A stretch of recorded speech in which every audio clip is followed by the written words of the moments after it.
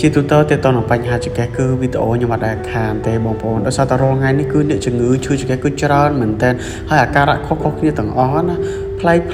អ្នកខ្លះគាត់ស្វិតជើងខ្លះទឹកស្ពឹកជើងខ្លះទឹកឈឺទៅចង្កេះខ្លះទឹកឈឺអ៊ុលពិបាកអន់បាក់ងើបខ្លះទឹកឈឺចាក់មកតាគៀកចាក់មកកំភួនកែងជើងនិយាយចំអាការៈរបស់គាត់គឺច្រើនមែនតើចំណុចទាំងអស់ហ្នឹងមានបងខ្លះគាត់នៅឆ្ងាយគាត់បានមកព្យាបាលបងខ្លះទៀតគឺគាត់អត់មានពេលអញ្ចឹងយើងគួរតែឆ្លៀតបងប្អូនអរគ្នាជាពិសេសខ្ញុំរីកមែនបងប្អូនប្រើជាមួយនឹងក្រែមយូតារ៉ានេះក្រែមនេះពេលដែលទាញពន្យឺតឆ្អឹងកងបែបនេះគឺល្អខ្លាំងមែនតើវាធ្វើឆ្អឹងកងរបស់យើងដែលគៀបដែលលៀនដែលអត់ស្រួលដែលអត់ល្អហ្នឹងវាធ្វើឲ្យល្អវាធ្វើឲ្យធូរស្រួលជាងមុន